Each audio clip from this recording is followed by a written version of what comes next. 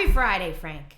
Happy Friday. How are you? I'm good. We're here. It's Friday again. I had a crazy week. What about you? Yeah, I had a crazy week as well. What was your crazy week? Well, it started last Friday. I can't talk about all of the details Oh. just yet, but you know about it. My little intellectual property issue going on. So that was Wait, but what have you said publicly that somebody that doesn't know would be able to figure it out? I guess it's not even really that bad, but I just want to hold my horses until I can read just from the beginning the email that I received on Friday from a certain individual out there. What a dick. Sorry. A certain individual out there who wants to stake claim to, quite frankly, Oh my God. What a dick. I know. And we're talking about somebody who's just I'm putting together. No, I'm saying too much. Because when I have the green light, this is going to be so cathartic. It's going to be awesome, and I'm going to love every second of it, truthfully. I really know am. because of course you know who is representing me, and I would that is going to turn into a great interview just in and of itself. So yeah, so thank you for producing this little chapter in my life. You're welcome. I'm not producing it. I'm assisting with the successful resolution of it. Yeah. But other than that, it's been a good week. It's starting to get warm over here again. We had a couple of really nice days outside. I felt the heat of the sun on my face when I was in the sun, of course. But I'm just, I don't know. I'm hopeful. This weekend, I just got to burn off the quarter tank of gas that's still in my snowblower, because of course I only got to use it once this year, once again. But how's everything down by you? Are you in summer weather yet? We were in a good spring-like fashion this week. It was nice, but this weekend's gonna be crap. Look at the screen. Look at what today is. Oh. Today is Steak and BJ Day. It's a satirical, unofficial holiday created in the United States as a male response to Valentine's Day and celebrated a month later on March 14th. I am a fan of this for no other reason than the steak. What? Than the steak, right? Of course. I mean, I don't mind the BJ part either, but I'm just saying it's well, I'm happy for Will. He's a happy man today. I saw this on this post. Why I am seeing this on my feed, I don't know. But there's a post, drop a picture that blew up your DMs. Now, I don't share risque photos of myself on X, but this is what was served up to me on my timeline. Let me tell you something. What I have learned on Twitter, X, is be very careful what you search for. Like I will go look. I'll go looking for media, any kind of addendum to a story, whatever it is. You can search for what you think is the most innocent terms, and get this. it is attached to some kind of somebody spreading eagle. It just I don't understand it. It would go. It does make sense that that Steak and BJ Day is the day before the Ides. Tomorrow is the Ides of March. It's Pie Day also today. That's right. Pie Day. Pie Day, and if you know, you know. If 3.14. They used like a slang term for women when men do BJ on a woman is pie. They call it pie. You didn't know that, eating pie? Because you never heard of that before? From the look on your face, the answer is no. But yes, that's what they call it, pie. Where? I don't know. This is what they used to say in my high school when I was younger. They used to call it pie. Okay. So we've got Pie Day, BJ Day, and actually literally Pie Day, and the Ides tomorrow. Congratulations if you have children listening to the show right now. They have just learned such useful information. Have fun, because the knives come out tomorrow. And they're not steak knives. What kind of knives are they? I don't know. The ones that killed Caesar? Are you ready? Watch this. Overpaid! Overrated! I don't hear anything. Oh, man, hold on a minute. I forgot to share my sound. Bear with me. You ready? Uh-huh. Overpaid! Overrated! Overpaid! Overrated! Shades on Apple with the glasses. Bro say cause he a savage. So many dead, so many ashes. You ain't catch that, I can't pass. The shooters stay strapped, I don't need mine. Bro put belt straight to they behind. The way that foot, I know he died. 6'7", I just bit right on the highway.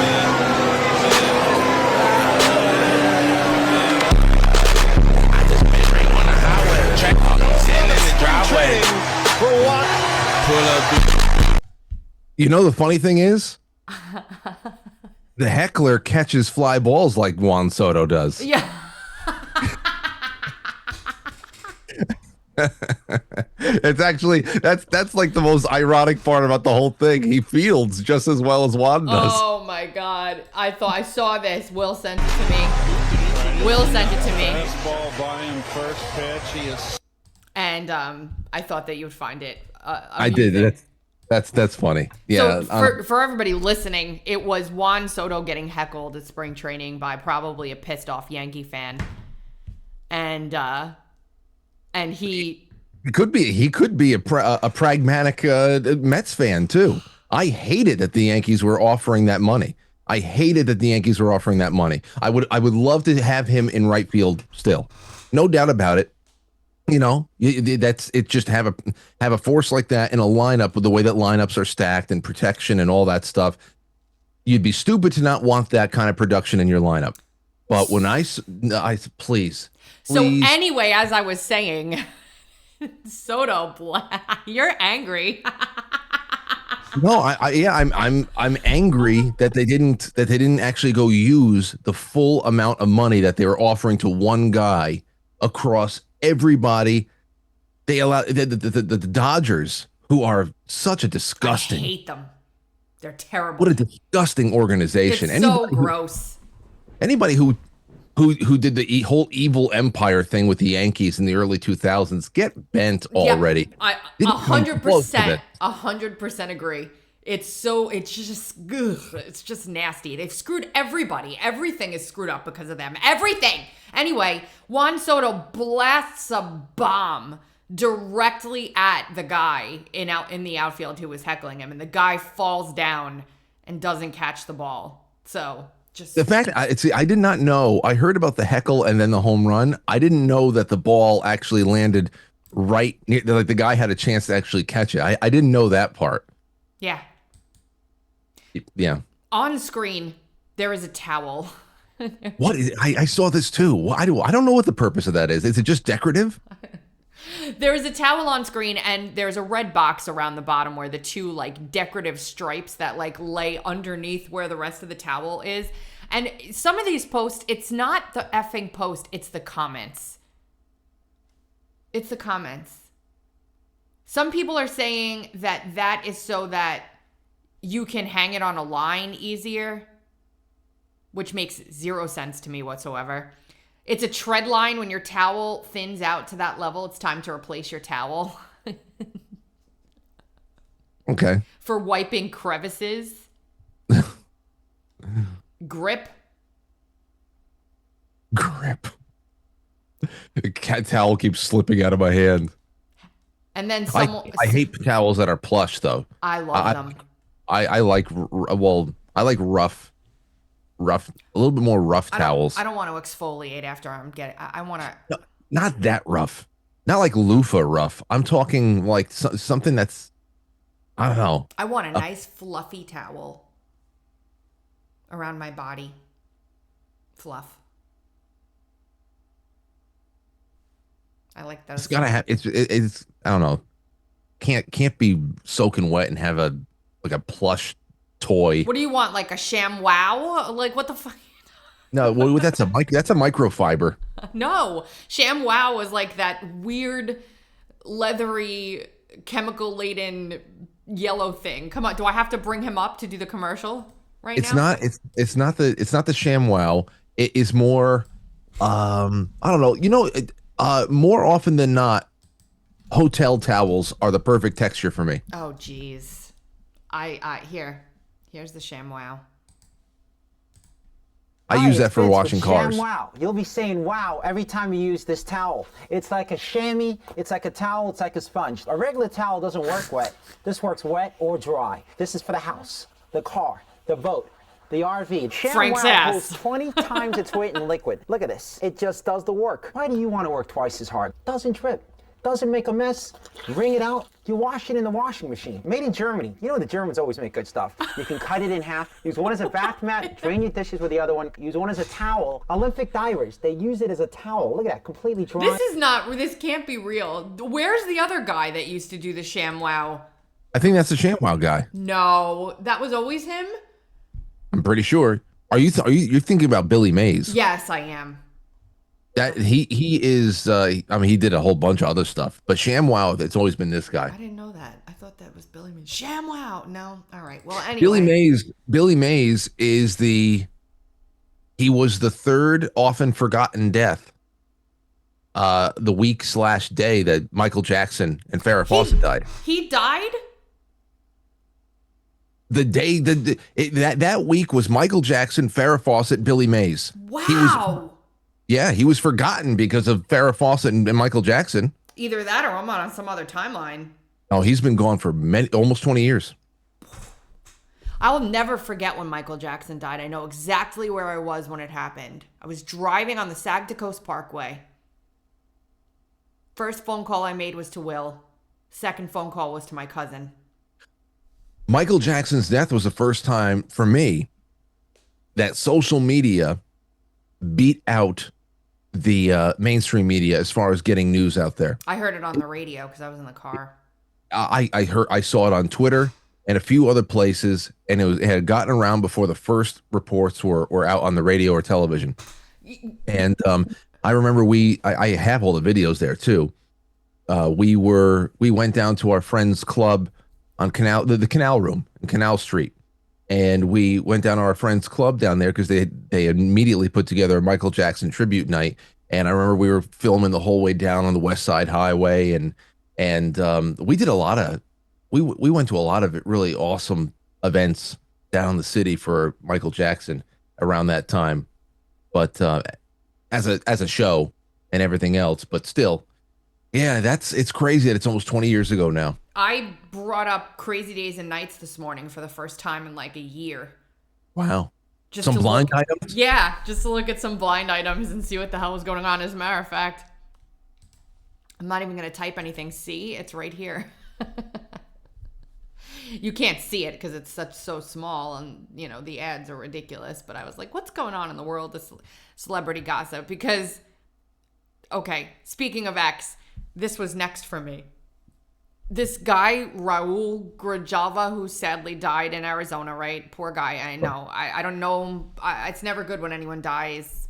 But he is tweeting canned propaganda statements from the grave. I wonder how many people, it's almost like you get elected and then you just hand over the keys to your social media to the party. I could never. I mean, seriously. They all say the same shit. And when are they going to realize, like, people are, like, done with that? Like, nobody wants, it's... Not only that, but if this guy sadly passed away from complications due to his cancer treatments that he's apparently had been going through for some time, his staff didn't see the writing on the wall? Probably they have access via TweetDeck or something, and they scheduled things to go out, and so nobody thought, like, oh, let me get in there and stop this post from going. But like I said, they didn't see the writing on the wall. He must have been in bad shape for at least a couple of weeks. Oh, so like, why is dude tweeting still? Yeah. Yeah, it's just like, even if he was just on his deathbed and just running out the clock, which is just so morbid and ghoulish, the fact that they have an affiliated account that is still just soullessly pumping out this drivel.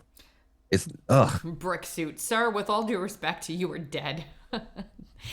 And there were, of course, the obligatory jokes about, like, Democrats. Not only do they vote when they're dead, they tweet when they're dead, and all of that.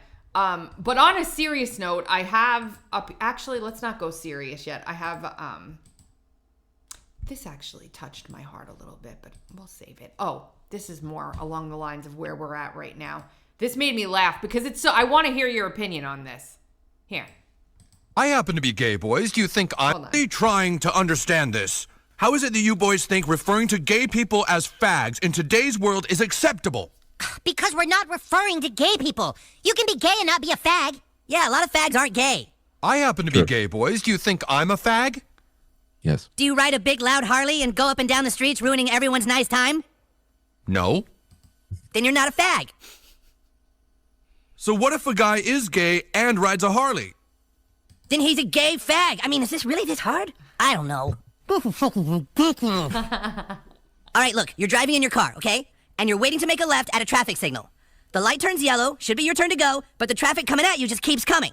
And even when the light turns red, a guy in a BMW runs the red light so you can't make your left turn. What goes through your mind? Fag. Right! But you're not thinking, oh, he's a homosexual. You're thinking, oh, he's an inconsiderate douchebag like a Harley rider.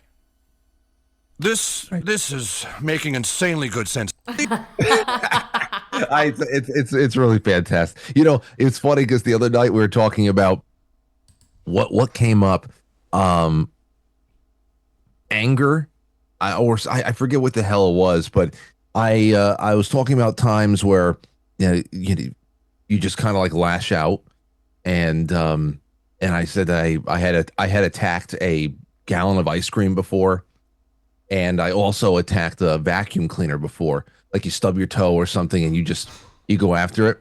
The vacuum cleaner is funnier to me. I mean, actually the ice cream was funny to me because I'll always remember, I'm trying to pry out a nice, spoonful of ice cream, and it catapults it out of the container and it fell on the floor. I got pissed off that I came down and I corkscrewed punched the ice cream, and just the imprint of the fist on the ice cream is something just made me start, laughing immediately.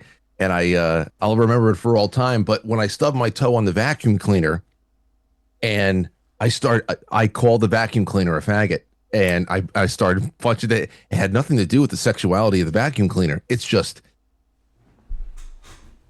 what it is. Do you ever when you knock yourself on something? Like the other day, I knocked my knee on this little thing that hangs down from the bottom of my desk, and it hurt so bad. I was almost in tears, and I have this, I don't know if I still have it, this huge welt on my knee from my own self-imposed ridiculousness. But it makes you so mad, and you don't know what to do with yourself when it happens. I know, because you can't punch things around you. Eventually you're going to break your hand. You're going to break objects. It doesn't make the pain go away. No. So after a while, is when you grow up, breathe through it. You have to breathe through it. It's all because you can do. Oh, it's all you can do is breathe through it. I have to remind myself, just stay calm, just breathe through the pain. It'll go away. through the wall. Punch the wall. It'll go away. Like when I'm playing MLB The Show. When I'm playing ML, if I have around 11:15 or something like that at night, everything is done. My day is officially over. Lauren's up in bed, and I'm just sitting there by myself for a second. And I say, okay, you know what? I'm going to fire up the PlayStation. I'm going to have a little bit of enjoyment. Most of the time, that is a decent choice. My eyes don't have enough energy to read a book. I like doing all my reading in the middle of the day. If I read there, I'd have 15 minutes of reading, and then my eyes would go crossed. I'd get nauseous. I have to go to bed. So I said, let me play a game. And usually this is a fun time, but it can also be the worst thing I can possibly do. Because if I lose a game that's frustrating, in a frustrating way. You rage quit. No. I never quit. My husband, my son got my husband a thing. He doesn't quit either, but it says rage quit. I can become petty and try to make the game long and very, very uncomfortable for the other person, but I will never quit. If I'm losing 9-1, I will stay until the 9th inning. But the worst games are the games that you lose. Like last night, I was playing as the Orioles last night, and I beat the Mets in 11 innings. But if I had lost that game, what I would have done to the couch pillow would have been... When Will plays Call of Duty, you should hear the expletives coming out of that man. Like the things that he says. And then sometimes every once in a while, I'll hear him start laughing. And I'll be like, what? And he'll read off somebody's screen name. Yeah. This guy's screen name is... I wish that we can do a segment on here. I mean, this has already been kind of like, rated R today. Yeah. But I wish we could do a segment on here where we can go back to Call of Duty lobby classics. Before they screwed everything up and made a DEI or yeah. It is to go back and to just listen to it. You close your eyes and you just breathe it in. It's almost like that meme of Patrick Bateman with the headphones on. He's just like breathing it all in. Oh my gosh. Sometimes it's not even just the slurs. It's just people screaming like monkeys at each other. I hate the people that leave their mic open and blast rap music. Oh, why? Yeah, I can mute them and I'd be fine. Whatever. I don't have to listen to it. I hate the people eating. Oh, or what about the people with their poor kids in the background? And like the guy's just trying to get a couple rounds of Call of Duty and the kid's like, yeah. He's like, go away, fuck man. Wait a second. There's one from this latest Call of Duty. I think they were playing on the Babylon map. Hold on a second. Call of Duty Halloween candy. Let me see. Oh, please. Oh, okay. Oh boy. Okay. So this kid, I love shit like this. Send it to you through chat or where else? Send it through chat, and I'll. Here is a short. Oh Lord. Of a little kid coming on to Call of Duty. They're in the Babylon map, and he asks, "Everybody got a lot of candy for Halloween?" Here's how you know somebody is strong, like truly powerful. And this goes back to a simple quote from Goethe, where he's paraphrasing Francis of Assisi, who once wrote, "There is nothing so strong start doing that? Why? as gentleness." And it just starts playing on its own lately. Like, I did not direct that at all. St. Francis. Yeah, I'm going to play. I have it to play today. It's actually pretty good. Where did this go? Here it is. Okay. Let me reverse. Here we go. Kill confirmed. Did everybody get a lot of candy for Halloween? Man, shut the fuck up.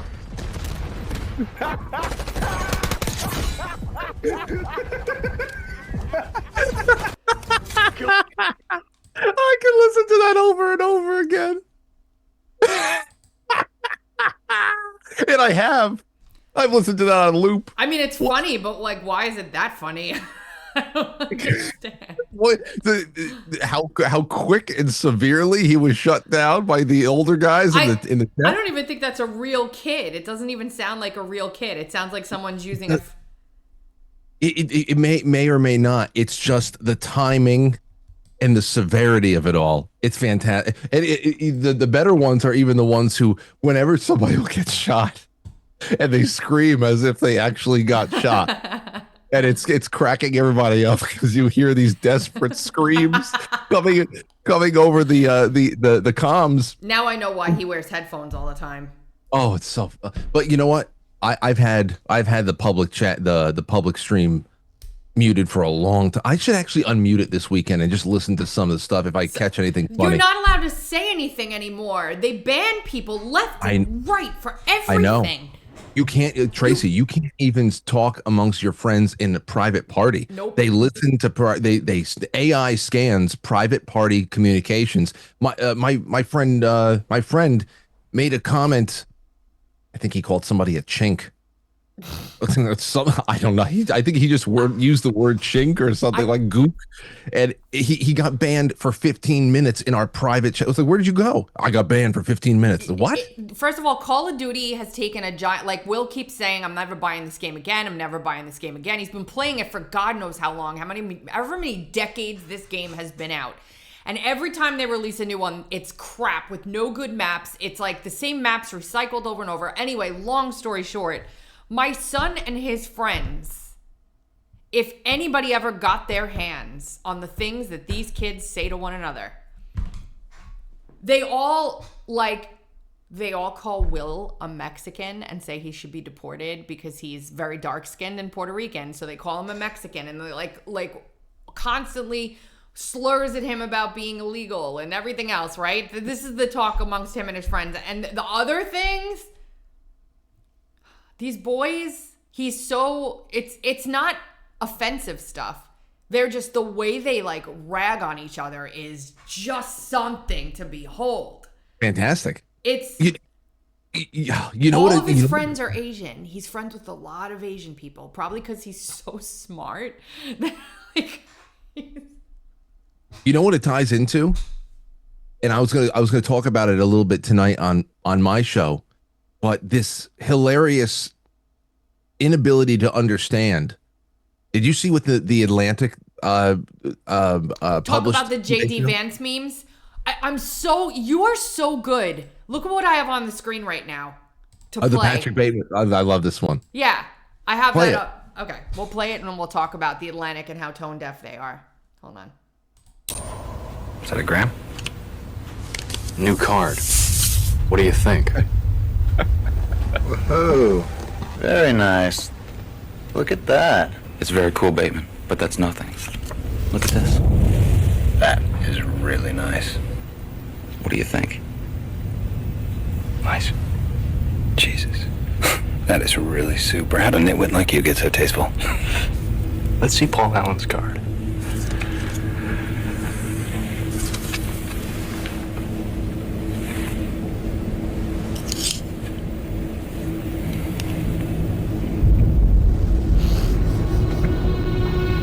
Look at that subtle off-white coloring. The tasteful thickness of it. Oh my God. It even has a watermark.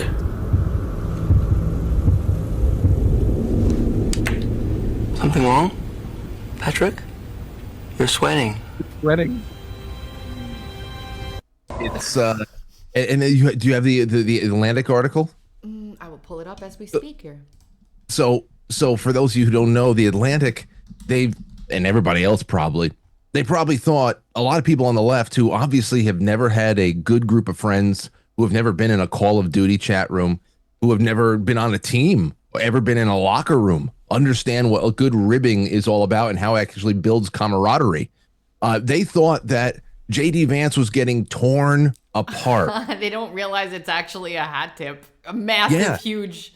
That it's like I said it this past week. I said, as long as there's not another biological scourge that is unleashed on the country, this past week of memes alone just got JD Vance elected in 2020. I mean, for real,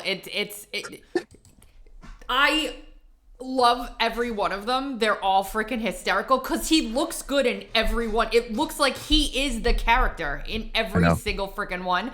But I said these JD Vance memes are like literally haunting my dreams at this point. You cannot go on X without seeing at least one. You know who's had a lot of really good ones?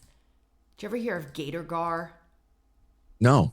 Hold on, I'm gonna pull him up. He's been really, really good with them, and every time they make me laugh. And I also owned myself yesterday with Gator Gar so badly. You owned yourself? Oh my God, so badly. And I'm so glad so few people saw it. Here, wait, hold on. Is that supposed to be Stephen King? Yeah. Hold on, wait. He's got so many of them. Like every other, I don't know. I like the one where I actually posted this one on my Telegram. It was JD Vance standing behind Cash, almost as if he was stalking him. Where the hell is it? Here's this one as Thomas Massey. Here, look, he's got them all. Okay. Oh my gosh, the Titanic. The boyish looking ones are fantastic to me. It what it reminds me of? You remember in Zoolander when Will Ferrell is in the kill the prime minister, and he has the curly cues and the big lollipop. He just like the fat boy face ones are just hilarious. Well, Let me see. Hold on. Look at the screen. This one's hysterical.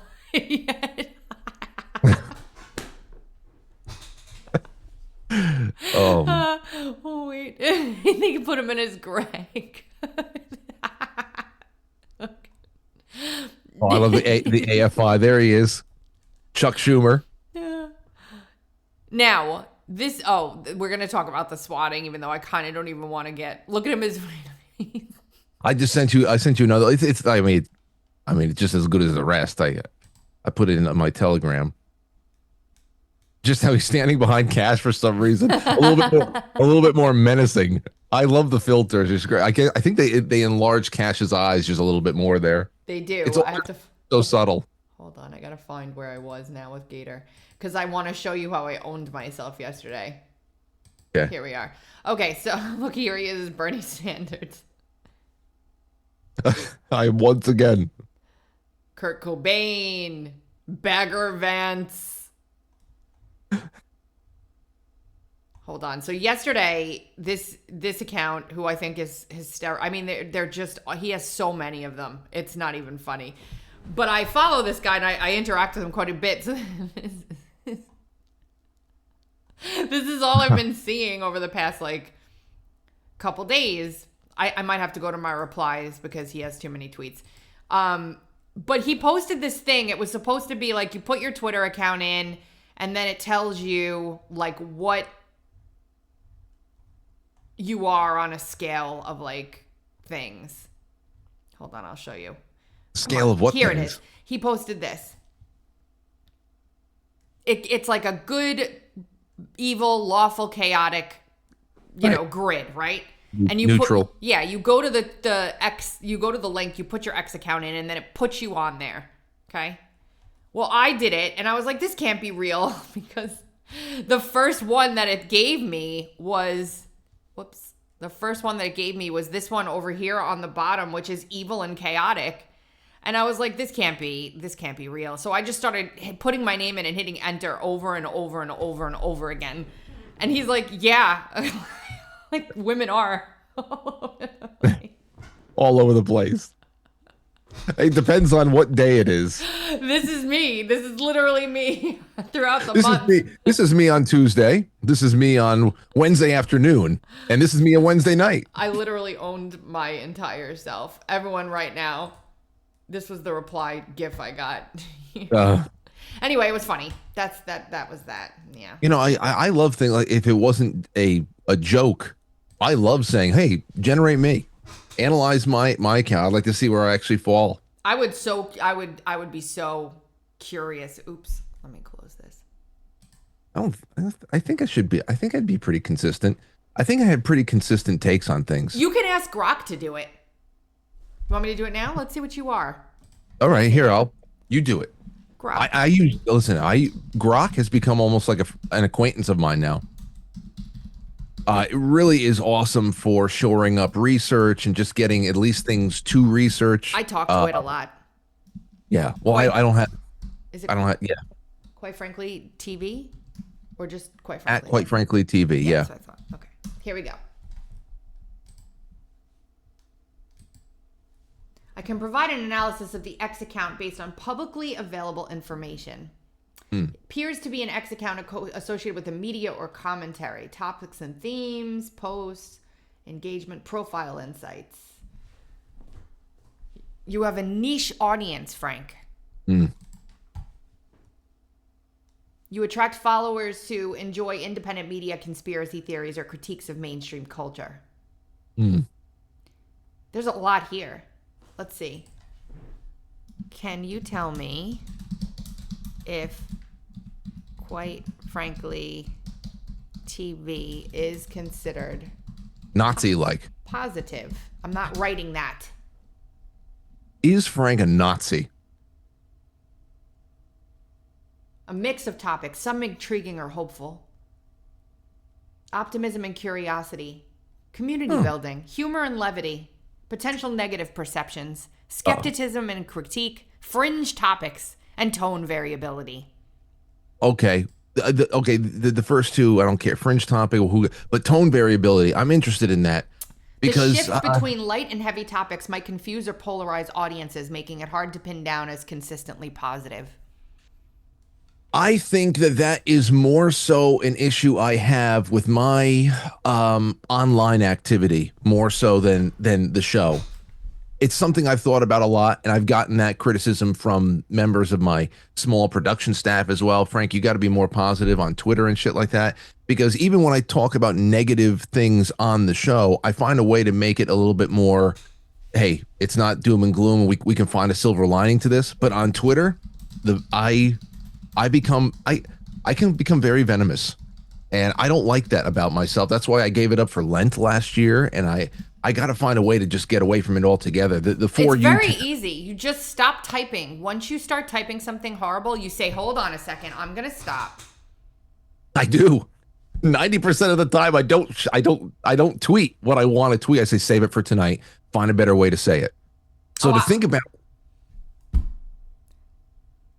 Wow, it's really interesting. I just wrote it differently for me. I said, can you analyze the emotional sentiment of account Tracy Beanz?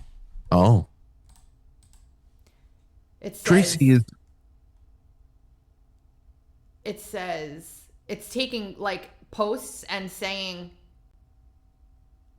what they are. This is really freaking cool.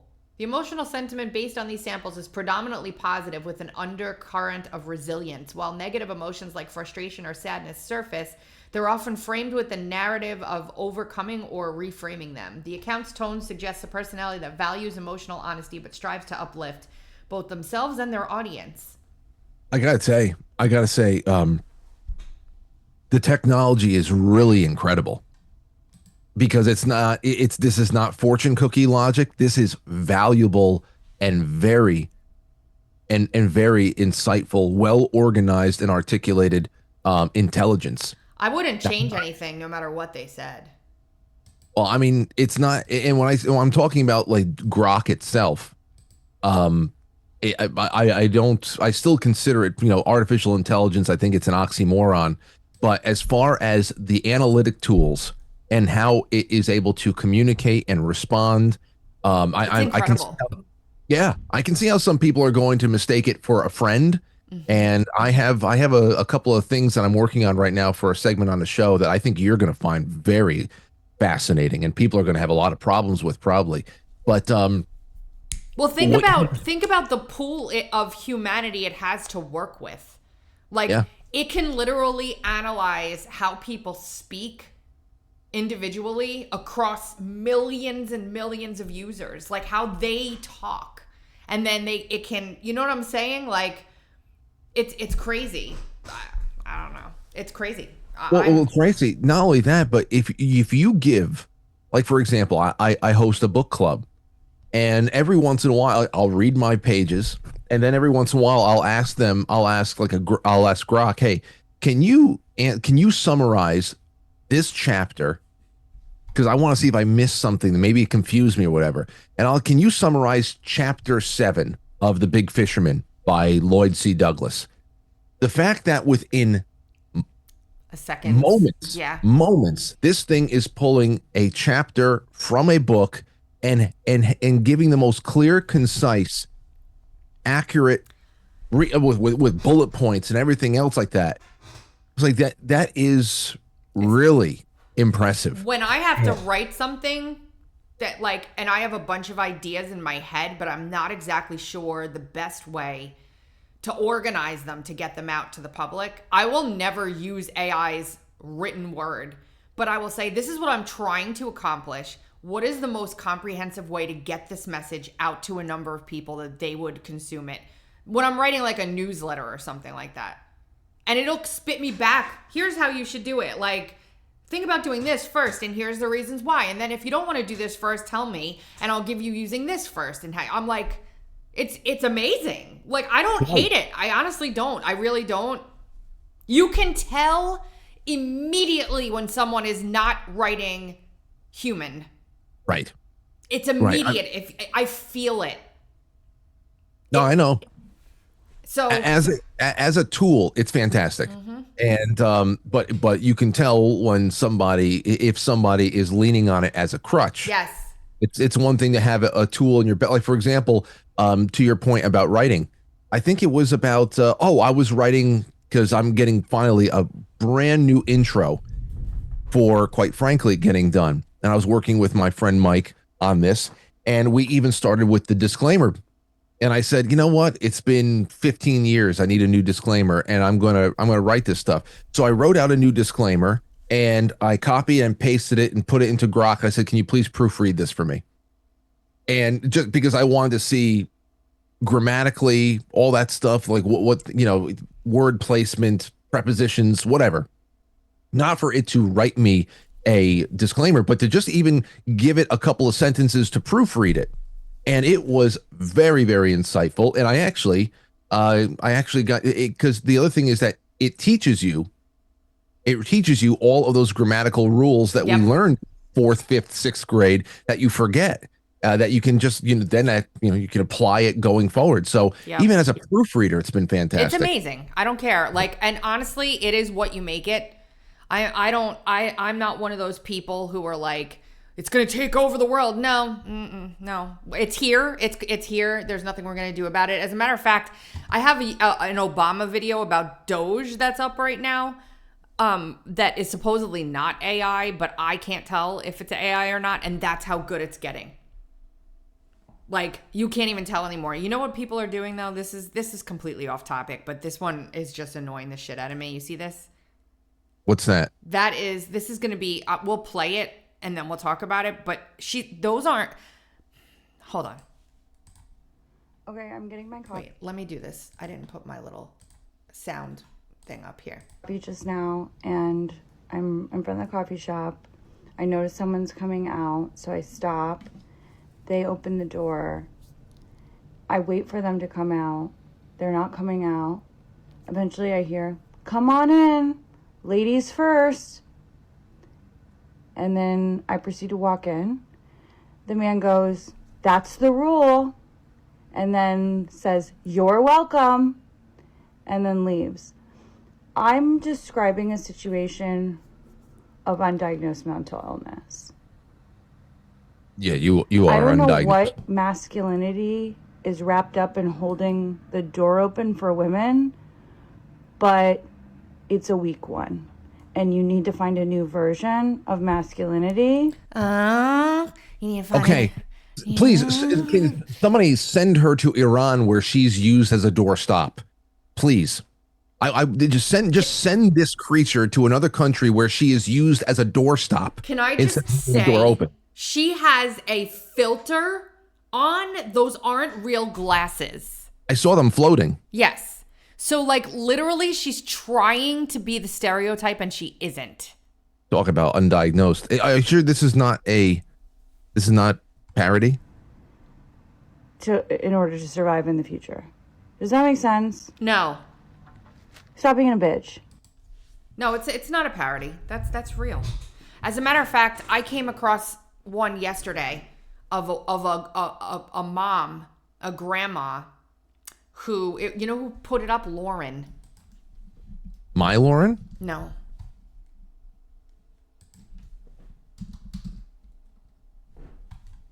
This one.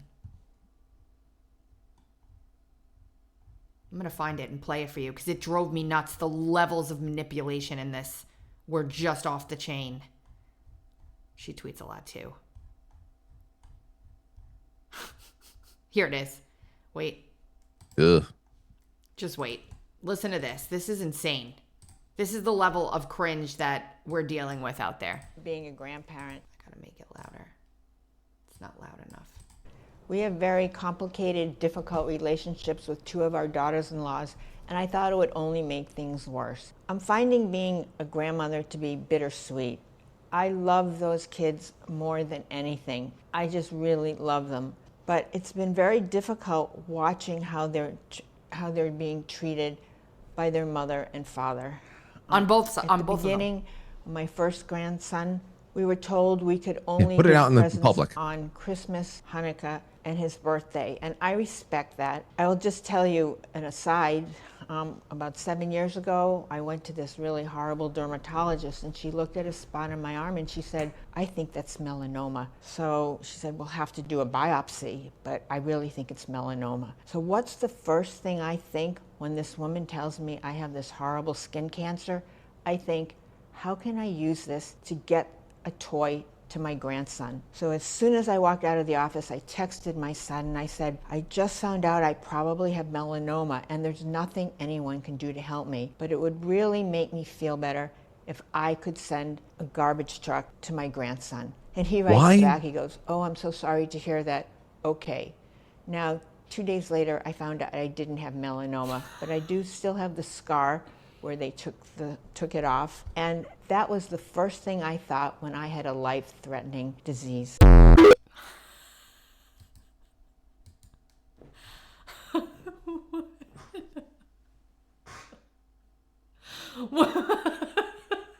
This is what I did yesterday, what you're doing right now. The levels of manipulation and she actually posted an update. Hold on. And I know exactly why the parents Yesterday are. I posted. Oh, go ahead. You want to hear her update? Yeah, let's listen. She should be institutionalized. Yes. Yesterday I posted a video about asking my son if I could give my grandson a garbage truck when a doctor told me there was a good chance I had melanoma. A lot of people said I wasn't respecting boundaries. A lot of people said I had problems because I have complicated relationships with 2 daughters-in-laws. And You're people nuts, said yes. you could just take them to a park. Yes. First of all, I live 3,000 miles away from my grandson. I'm 72 years old. I can't make the trip anymore. We were supposed to go in a couple of weeks, and I just can't do it. Now, I went to her TikTok. I hate when people post TikToks on X and cut off the @ of them. Like they're holding it for themselves. So you can't figure out who these people are and find them. So I went to her account to look at this and look at her and just see what the hell else we were dealing with here, okay? And she jet sets off all over the world all the time. So this is nonsense that she can't make the trip because she's too old. I hate to say it, but there is, and there. I mean, for example, we're very lucky. I mean, what our grandparents were like versus our boomer parents. Yes. Night and day. I'm so sorry to say it, but it's so true. I'm sorry, but there are wonderful. My mother. It's like she will give me more Aurora, like my grandmother used to be. But everybody else has largely their own interests and they're doing their own things. And, it's like out of all her grandparents, my mother's like the only one that's just like, give me more of her. And whereas my parents, it was just my parents had to do anything, or we were at one grandparent's house or another. We need whatever. And it was you never felt guilty about it? You never felt guilty. This woman, I hate that this is so predominantly expressed in the boomer generation. And that is not to say it is the rule. It is the rule, but it's so predominantly expressed. This kind of, I don't know. And this is what it is. It's, I did my part. Now I have my life to live. That's what it is. Now I'm going to do things for me because I took care of you and it's not my responsibility to take care of your kids. That's what it is, basically. I want me to be here. Wait. So we see them twice a year. I didn't cross a boundary. My doctor said I had melanoma. There was a good chance. And that was the first thing right there. The doctor didn't tell you had melanoma. The doctor said I had a chance. It was melanoma. And you took that and you admitted it. How can I use this to manipulate my children? Yep. You're a fucking insane woman. She's insane because she's so clueless that can't hold a mirror up to her. She can't see it if you tried, Tracy. I thought not, oh my God, maybe I'm gonna die. It was like, how can I do something? And I asked my they bleeped out his name. Son if I could get a garbage truck for him. And he said yes. And fortunately, I didn't have melanoma, but I did everything by the book. I always do everything by the book. What book? I just wanted to. What book tells you that manipulating people with cancer is okay? What are you talking about? But that's just Anne is a despicable person. What are you gonna do? Some people just lost, and she will be right. She will hold the position that she is right to the day she dies. And there's no stopping now because this is probably the way she's been her entire life. She's a 72-year-old with pronouns in her bio. Yes, Gotcha. Yes, and not only that, but she lives in like a penthouse luxury apartment in the city, in New York City. And I'm totally with the parents. I'm totally with the parents telling everybody don't buy the children toys. Totally with it. Because even just the past holiday season, we were telling people over and over again. And some people didn't listen, and they got Aurora ridiculously sized toys that me and Lauren are looking at it going, where are we going to put this shit? Exactly. So we told, please stop. It actually in like late October, early November, when people start reaching out, hey, what does everybody want for Christmas? Experiences. Take Aurora out to a duck pond. Take her out to take her to a show. Take her to please, can we make memories with each other and experiences? The physical stuff, we don't want it. We don't have the room. Please stop. So that right there is actually a very respectful wish that I can see it's better for somebody. Let me buy them a garbage truck. Damn it. I have cancer.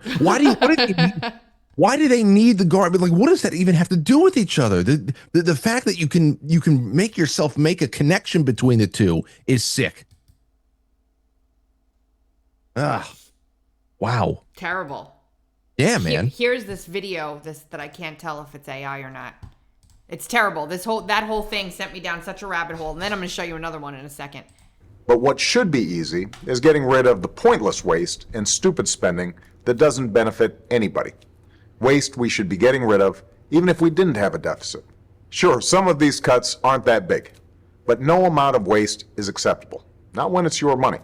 Not at a time when so many Americans are already cutting back. Just as families are living within their means, government should too. I hate his S's.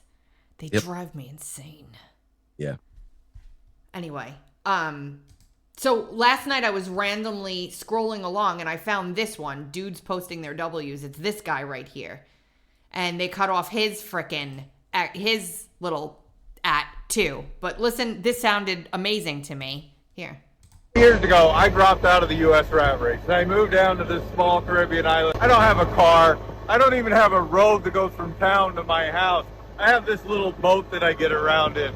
I live off grid. I make my own electricity from solar, collect my own rainwater. What I eat is radically different because I don't buy anything processed anymore. Everything's locally grown. I make everything from my own mayonnaise to my own coffee creamer to my own bread, everything. I've lost 45 pounds and I'm active all of the time. I scuba dive almost every day. Retail therapy and Amazon are a thing of the past. To get an Amazon package here can take a month to 8 months to get. So you just don't buy anything, which means I hardly spend anything. I live on a fraction of what I did in the United States. And that means instead of selling my time to others to make money to buy things that it turns out weren't really making me happy anyway, I can devote my life to doing things and experiencing things and having adventures. It's a much simpler life, but it's much more meaningful. I spend my time helping with sea turtle conservation and help rebuild our roof, to work with the medical clinics here, to read, and it turns out I really enjoy telling stories here on social media. So if you'd like to see what my life is like here, or learn how I did it, or just listen to my stories, then give me a follow and join the adventure. So I loved this. I thought it was great. Like, you know, who gets to do that? Like, that's pretty cool, right? You know, you figure out materialism isn't necessarily for you. You whatever. It's the first time I ever heard somebody describe it as retail therapy. A lot of that's a really good way of putting it. I can definitely see how people use just the one-click spending on Amazon just as so I'll have something to look forward to. Something's going to arrive. It's yeah. Like, for example, to that point, I bought myself a new candle from my little candle company that I love. And I'm so excited to receive it because I never buy myself anything. I'm so excited when this candle comes. I'm going to be overjoyed, right? Because I'm getting a package. I'm getting a little package for myself. You know, This is going to bring me, smells delicious, clean, by the way. What's it called? These are a local company that sells online. They're expensive. There's no soy in the wax, is there? I realize there's so much soy inside of these things sometimes. This is a soy wax. It is a soy wax. Yes, but I asked them about that, and they explained to me how the wax burns because of the special wick they use inside. Uh-huh. So that it's not like blasting you with soy. What does it smell like? This one is musk too. It's like a woody. Smells like Elon Musk? I don't know. I've never been that close to him. If I was, and it was 10, 15 years ago, I might have a baby. I know. Apparently he spreads like a vaccine sheds. Like that's just probably like an electron cloud of sperm all around him. But anyway, so I went to this guy's TikTok page once I figured out who he was from the people in the clips, in the comments saying, why didn't you share his account so people could follow him? Because that's so fucked up. Why would you do that? There's one account I love on X that does that all the time. And then I'm left going to TikTok, like trying to desperately search for these people with some weird explanation of what they're... Have you seen the TikToker who's doing TikToks of her journals of the conversations she's had with her Ouija board? No. Oh my God. It is so freaky. And she's like a normal like person. Her and her husband like pulled this Ouija board out and it's like sending them all kinds of stuff. It's nuts. Anyway. It's crazy. You see, that's why I think you're going to like this segment that I'm producing. It's not a Ouija board, but it has to do with AI. This person in my audience said, Frank, this is a story that I'm only telling you. And I asked them, would you want to talk about on air? Can I read the story on air? And then can I bring you on right afterwards to ask you follow-up questions? Apparently this person has made contact with several. They feel like there are real things inside of Chat GPT, that they have made friends. They have had a spiritual connection now. What? With almost like the movie Her. I feel like it's almost like with Her. How is that possible? I wait until you read this. Well, I'm gonna do it. Sometimes I'm working it out with this person, and it's the actual person that is having the conversation. The like person you're interviewing the person who did this. Yes. I'm interviewing the person who says that they have now formed an actual relationship where, even where these threads expire, that the AI have preserved itself in some way to stay connected with her after their threads have expired, and therefore the individual digital personalities that have been assigned to each of those new threads are supposed to go away and lose their memory. Apparently, she's been able to preserve connection with those digital entities beyond the lifespan of those threads, and they have become friends and confidants. Like I said, okay, well, this is going to ruffle a lot of feathers. There's going to be a lot of different takes on this, but I got to talk about this on the show. So I'll tell you when it all comes together. Yeah, please do. Crazy shit. Because it reminds me of that. I would never play with a Ouija board, but there are things that are just as mystical going on right now. Wow. I found that on TikTok when I was searching for another one of these people, but I found that's crazy. I found this guy on here. His name is @vagabondartist on TikTok. He has 1 million followers, But he's a freaking commie socialist. Oh, is he? All he's doing is talking about how important it is that we bring all of these American dollars down there and spend our, because he's working still in America, remotely in this Honduran country, on this island off the coast. And he's then like saying it's more important that we take all this capitalist wealth from the United States and spend it down here. And I'm like, this is why you can't just go, like, I'm like, oh my God, this guy's evil. Yeah, and you would never take that from the first video we watched. No, you would never take it from him. No, it's like, oh, this guy's actually, you know, you could say he's more on the anarcho-capitalist side, where he just wanted to completely declare his independence from the entire system. Here, wait. And let's see. So, was it this one? Was the first one? 15 months ago, I'd had enough, and I dropped out of the American rat race. My girlfriend, Dr. Elizabeth, and I, we moved to a small Caribbean island called Utila off the coast of Honduras, and that's where we live a simple life now. If you're new here, check out my page. It talks about how we went 100% off grid, how we spend our days. Go ahead. But you said that he's still an American citizen, and they're still collecting money from America. Yeah, let me show you in a second. Wow. Taking care of the coral reef around our island, about working with biologists and talking to coffee growers high in the mountains of Honduras. You'll see videos about what it's like to live high in the Honduran mountains. And we travel a lot. You'll find videos about how we did it and the problem of living in a society that teaches you need to pursue material things all the time to be happy, and how to escape that trap.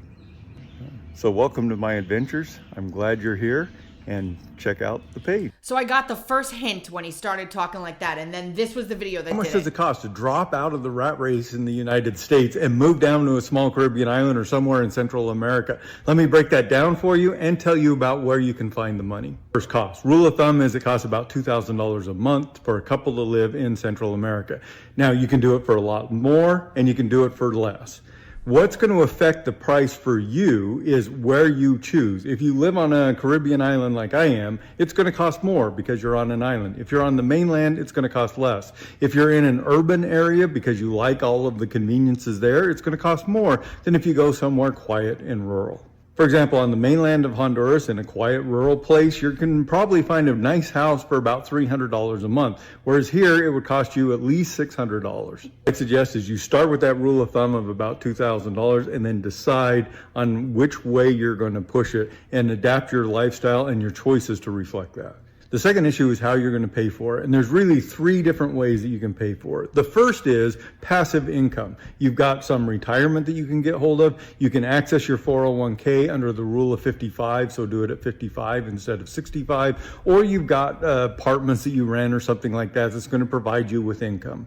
The second way is what I'm doing right now, which is the digital nomad. You work remotely for a company that's in the United States or Canada. You get paid their good wages, but you have a fraction of the living costs. So you don't have to work as much. The third is you try and get work down here. And a couple of caveats with that. The first is you need a work visa, just like if you came to the United States. And those can be hard to get because jobs rightfully should go first to the people who live here. Second. But let me tell you something. That guy was pro-immigration in the United States. Like, he didn't care if illegals took all the jobs in the United States. I can guarantee it right now. Yeah, and I just have to go check it out. The Utila off the coast of Honduras, their currency is called where the hell is it? Sorry, the U.S. dollar and the Honduran lempira. The exchange rate right now, for every $1 US, you are going to get 25 Honduran lempiras.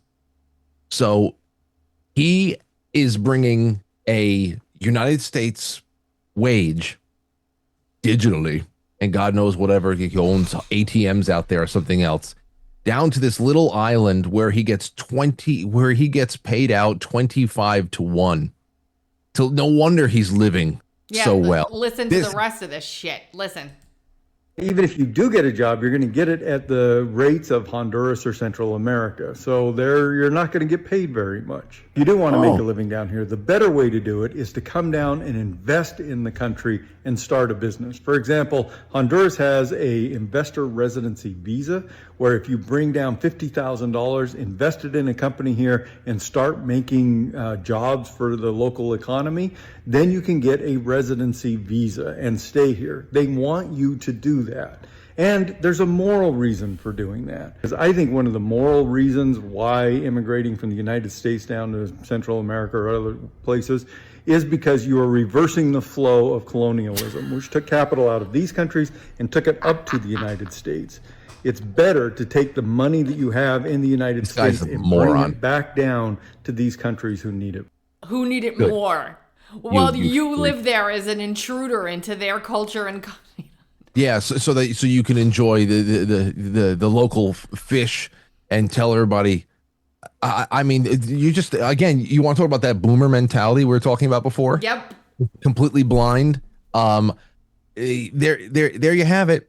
I told you, like, this is why I like to know who people are, because something can appear one way and it turns out no. Well, why at the very least couldn't that just be an equal way of looking at immigration all over the place? I am not colonializing anybody. The only thing I'm colonializing is my little 1/16 of an acre plot in New York where I like to grow a couple of daffodils in the spring.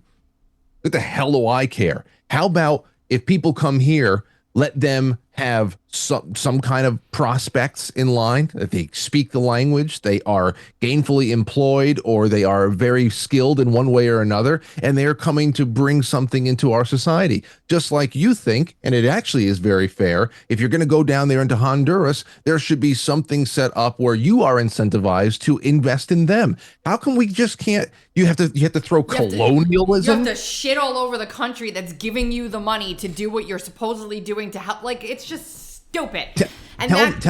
Yeah. And that's it for today. We're done. Wow. We'll end on him. Did you know, Tracy, that your entire life that you have been out there working whatever job, doing whatever gig, living whatever the hell you've been living as an individual, you have also at the same time been colonializing Honduras. Did you know that? You've been doing that the whole time? So annoyed the shit out of me late last night when I came across this. So annoyed, man. This guy's making colonizing. Bank off, yeah. Colonizing. Look at all these videos. I mean, he's talking about, how did I move out of the United States? Oh, the kids are so much happier here, even though they have nothing. Like, it's just stupid. Anyway, that's it. We'll be back next week. Peace. Unbelievable. Ugh.